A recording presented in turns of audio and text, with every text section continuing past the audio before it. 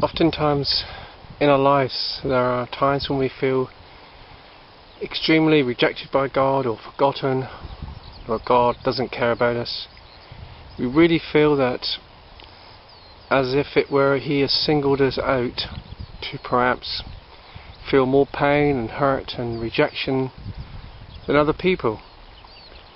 And it really seems that God is unjust. It seems like the scriptures in the Bible, the promises He's made, are for everyone else, but for somehow they don't seem to be for you. Somehow the promises that He has made just don't seem to come to pass.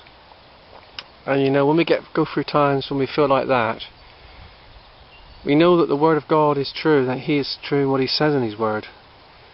But feelings say everything else. Feelings scream out that God is unjust and unfair. And faith says that He is fair and just. And how do we get around these situations? Well, you know, oftentimes the best way to simply do is to come before the Lord and just cry and just tell Him how you feel. Tell Him that you feel He is unjust.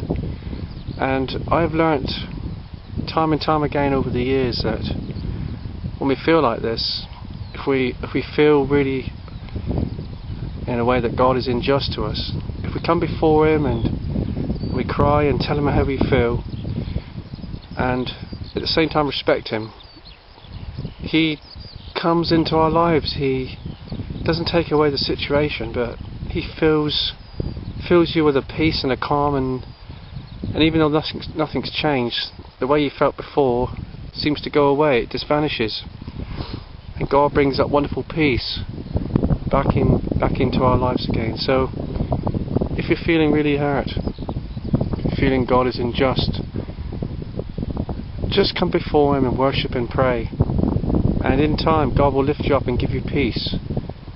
And in time, yet further still, those things that you're praying about, He will finally bring to pass in your life.